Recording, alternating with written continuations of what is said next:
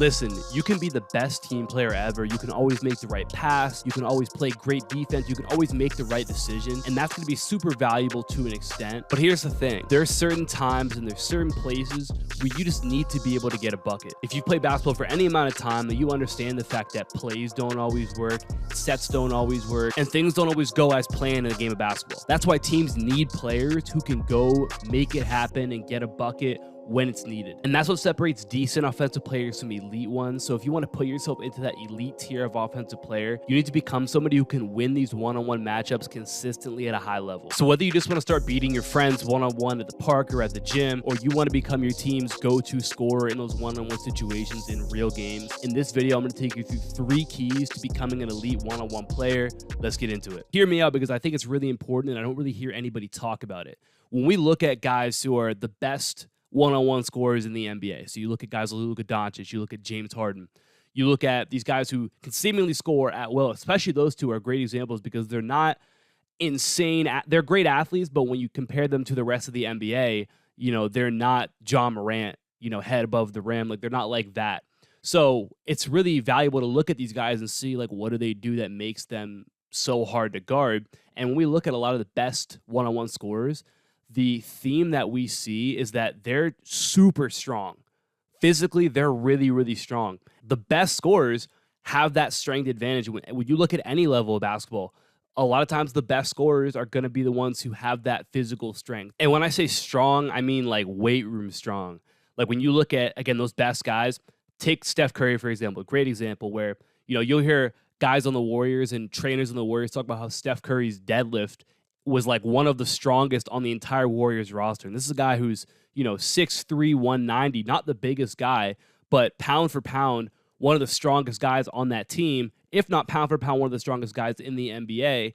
And he's one of the best isolation scorers in the NBA. So it's important to understand that correlation between having that strength and being able to handle yourself, right?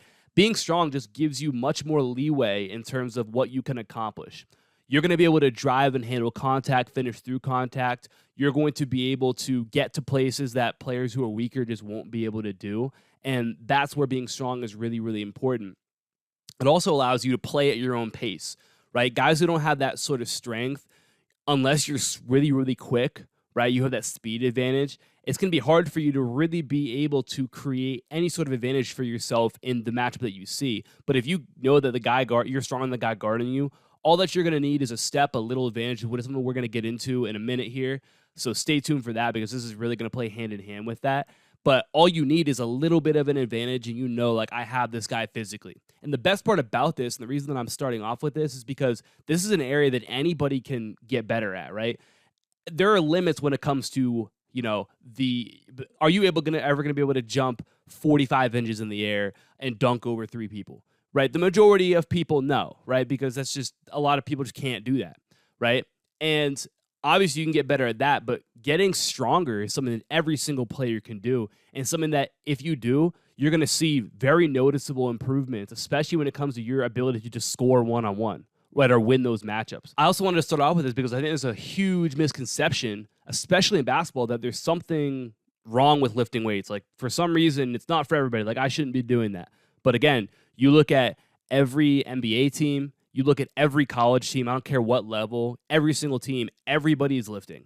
Though every single, you know, NBA team and, you know, the majority of college teams have strength coaches who are getting paid a lot of money to help their guys get stronger, and they're using those different weight room sorts of lifts for that. Okay, so a lot of players, especially younger players, they're so torn on, oh, should I be lifting? Should I not be lifting? If you're not lifting, right, I'll answer the question. If you're not lifting, you are going to get left behind because you're just not going to be strong enough, right? Or maybe you'll be strong enough, but you're not going to be stronger than everybody else, which is going to limit you in terms of what you can do, right? So your goal should be to get as strong as possible. Now, this doesn't mean that you need to become a bodybuilder, right? This doesn't mean you need to become Mr. Olympia, but challenging yourself, getting stronger is really important. So let's talk about just what that looks like. I'll make it super simple for you, right?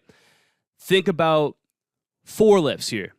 4 compound lifts. All that means is that there's more than one joint doing it. So like a bicep curl it's not a compound lift, right? It's a simple lift because it's only one joint. It's only my elbow that's moving at all. But a squat is my hip, my knees, and my ankles all going through that movement. So when we talk about 4 lifts that if you just focus on getting stronger at these, you're going to get stronger, is the bench press, squats, deadlifts, and then the shoulder press to the overhead press. So if you just focus on getting stronger at those 4 lifts, again, this is just a general thing for everybody. If you focus on getting stronger at those 4 things, that is going to translate to you having more success on the basketball court, especially when it comes to these one-on-one situations. So the second area that's really important when it comes to becoming a great one-on-one player is understanding how to create advantages. That's what basketball is all about. That's what offense is all about, is learning how to create those advantages.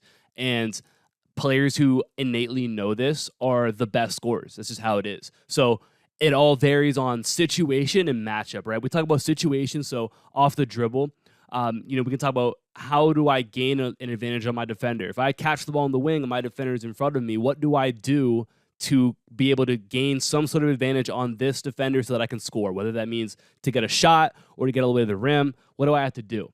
And simple thing is, let's just talk about off the dribble. So there's really 2 concepts we can look at. And the first one is making your defender move in some direction, right? So great way we can do this is just with a lateral dribble. So getting, with a float or a hang dribble to the side and just see how they play it, right? Do they move to cut us off? Because then we can go back the other way.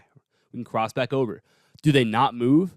Okay, well, then we can just go the way that we were floating to. Do they back up anticipating a drive? Well, now we might have a shot, right? So we have to force that defender to make a choice on what they're going to take away. And when they do that, we exploit another option that they give up. So forcing that defender to move first, we can do that through different sorts of drop footwork or dribble footwork that's going to sell drives. So if I can sell a drive to the left to get them to lean that way or even move that way, I can cross back to my right, and now I have a lane to the basket, right? It's really trying to get that defender to move laterally or not move, and then it gives you the opportunity to do that, right? And make sure you guys click the top link in my description below to get my free program, which goes through the stuff I just talked about, goes through the float stuff, the drop footwork, and really making sure that you're good at being able to create these advantages. And you'll be able to see that in a much more laid out terms and drills that you're going to be able to apply to what you do. So make sure you guys check that out.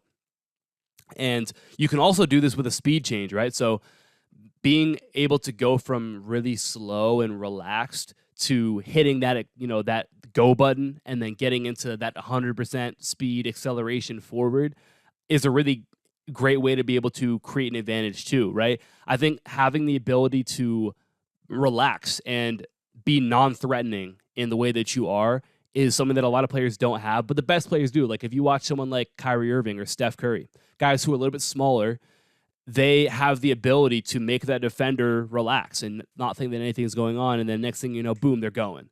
And that defender is always going to be a split second behind, and usually by the time that they catch up, it's too late and they have a step on them, okay? So being able to go from relaxed to explosive, from slow to fast, super important as well. We touch on that in the free program too. And I think ultimately when it comes to winning one-on-one off the dribble, being able to control your feet is so important. And this is both in what I just talked about with our, getting that defender to move laterally or being able to go from relaxed to quick. All of that is just, can I control what my feet are doing? Can I control the message that my feet sends this defender? I think is a great way to put it. And that's a really, really important thing to be able to do, is to be able to control your feet when you start. But also, when you go, can I stop myself so that I can get to a shot? I can get to a change of direction. I can do whatever. Can I stop myself as well? Because a lot of players don't have the ability to stop or decelerate at a high level, and that's going to limit you when you drive, because that defender eventually is going to pick up on the fact that, once they start going in one direction, they're not going to stop and change direction. They can't. So it becomes very easy to guard that. So you've got to be able to control your feet enough that, I can get to a snatch right here, change direction, and then now I can get to the rim because I'm able to stop and take advantage of a defender who maybe over recovers or whatever. So being able to control your feet with starts and stops, super important. And again, we touch on that heavy inside the free program, so check that out in the description down below. We'll talk about off the catch. So being able to exploit your momentum with rip-throughs and jabs and jab counters, really important, really simple, probably the simplest way to score. And when we talk about the context of a 5-on-5 game that you're going to play, the majority, like real basketball, the majority of opportunities you're going to get in ISO situations are going to be off the catch. It's not always going to be where you get 3, 5, 10 dribbles to set yourself up.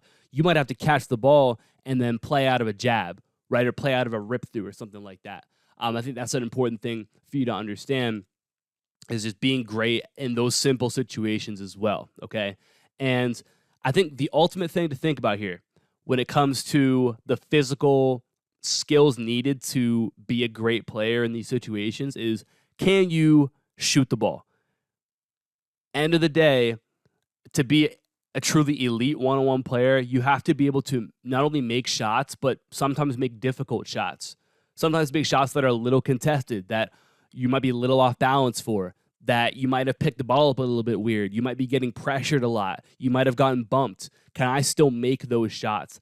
That is something that is really important. And when I think about the two most important skills to being a great scorer, especially in one-on-one situations, number one is being able to shoot the ball at a high level. And the number two is your ability to figure it out. So we're going to talk about that second part, being able to figure it out, in a minute here. But number one is you've got to be a shot maker. You've got to be able to do it. You've got to be somebody who, if it's an open shot, like that's something you're going to make, because they're going to have to respect your ability to shoot it. If they don't respect your ability to shoot the ball, then it's going to be harder for you to drive, right? So you got to understand how that affects it as well. So when you think about the things that you should be having at the top of your list in terms of what I'm working on, shot making has got to be number one, right? And that's got to be threes, off the catch, off the dribble, being able to get to pull-ups in the mid-range when you need to, right? When that's the read, that's important for you to be able to do. So being able to shoot is so important, but also just having that understanding of how to create advantages when it comes to that off the dribble and off the catch is really, really important. And then the third area that I want to talk about when it comes to becoming elite in this area, and this is going to sound weird probably at first, but stick with me here, because I don't think it's something that people really talk about that much, but I think it's important for you to understand this, is that you need to develop actual skill. And what do I mean by this? Let's look at it with an analogy, right? If you have somebody who wants to become a great bench presser, right? We talked about the bench press earlier on. If you're somebody and your goal is to be the best bench presser in the world, you want to bench press the most weight of anybody else, what do you do to get better at the bench? What do you do to get better at bench pressing? Well, there's probably a lot of things you can do, but at the end of the day, the meat and potatoes, or the real stuff that is going to matter, is bench pressing. You're going to have to bench press a lot. You have to bench press heavier and heavier weight until eventually you become the strongest bench presser in the world. That's how you're going to be able to do it. You're not going to do it by doing a bunch of other things. Like, you're going to bench press. That's going to be the focus of what you do. Now, that's not to say you're not going to do other lifts that might complement that might help. Okay, we're going to isolate the triceps today with this exercise. We're going to isolate your upper chest with this certain variation. Right? So there are certain things maybe you'll change up. End of the day, you're training to get great at the bench, so you're going to bench a lot. If you want to become the best pilot in the world, what do you have to do? You can read all the books you want about flying. You can do all the flying simulators you want to do. At the end of the day, if you want to become the best pilot in the world, you've got to fly planes a lot. And that's how you're going to do it. It's the same thing when it comes to becoming a great one-on-one player, right? If you are not ever, or if you're not seeing defense a lot, then you're not actually training what you're trying to get great at, right? Obviously, we want to get better at shooting. We want to get better at ball handling. We want to get better at finishing, but we want to do that in the context of becoming a great scorer. And anytime that it matters, there's going to be defense, right? Whether that's at the park playing one-on-one or in a game in, a playoff game in March, there's defense that you've got to be able to score against. So all that to say, if your goal is to be an elite one-on-one player, or to be a great isolation player, or to be a great scorer, you need to do that every day if you can. Meaning, can I play one-on-one every single day? Can I play 2-on-2, 5-on-5? Can I play against a defender every day and force myself to, figure it out? Right? I mentioned that earlier. The two most important skills when it comes to being a great scorer is shooting and your ability to figure it out. When you actually play against a live defender all the time, what you're going to start to see is you're going to see so many nuances. You're going to pick up on so many little things that you never pick up on if you don't do that. If you just go against air all the time, if you're never putting yourself in front of that defense, you're not going to pick up on just these little things. You're going to figure out what works for you specifically, because every player is a little bit different. Every player has things that they're going to do better than others. You're going to figure out what is good for you, what's not good for you. You're going to figure out how to read defenses, how to read defenders, how to exploit the weaknesses of those defenders. You're going to be able to eventually just look at a defender and be like, okay, I can probably score on them that way because I think that's going to be a weakness. Or I know that's a weakness, I'm going to look for this. You get to that point and you build that confidence level by doing that a lot. That's the way that you get to that point. So it's important that you do that. You'll pick up on patterns, and this is ultimately how you become a great scorer, is by practicing against defense as often as you possibly can. Even if it's just, hey, I ended my workout today and there's some random person, I'm going to see if they want to play one-on-one to 7, right? Just doing that. That might take you 5-10 minutes, but doing that as often as possible that's going to help you become the scorer that you want to be, right? So this is what I mean when I say the ability to figure it out, right? You have to. Can I put you into a situation where, you can catch the ball no matter what the matchup is, how the defender is guarding you, what else is going on in the game? You can figure out a way to put the ball in the basket. That is what an elite scorer can do. It doesn't matter what's going on. It doesn't matter how they get guarded. They get bumped. They get forced left, forced right. They get this sort of stunt thrown at them. They see this sort of ball screen coverage. It doesn't matter. They're going to figure out a way to score regardless, because that's what they work on, is the ability to figure it out. And how do we work on that ability to figure it out? Is by playing a lot. And as you play a lot, you're going to have to figure things out. You're going to figure out, how do I score on this guy? Oh, this guy is, 4 inches taller than me. So how do I score on him? This guy is stronger than me. How do I score on him? This guy's quicker than me. How do I score on him? You're going to have to figure these things out as you do it. So the two most important things, and if you're watching this, you're probably working on your shooting, I hope, right? But are you working on your ability to be a player who can figure it out? That is really, really important. So something that I would implore you to work on, right? And when you do these things, again, you're going to see yourself become that scorer that you want to be. So there's a time and a place for everything, right? There's a time and a place to work on your skills on air, right? That's certainly valuable. But you also need to put yourself in a position to train or to play against somebody else as much as you possibly can. And when you combine those things of working on your skills and then developing, that in-game skill by working against defense, that's how you become an elite level player. And then throw into that you getting stronger. You're going to be hard to guard. I appreciate you guys for watching. Let me know in the comments if you got anything from this. Make sure you guys click that top link in my description below to get my free Elite Perimeter Scorer program. I'll talk to you guys soon. Peace.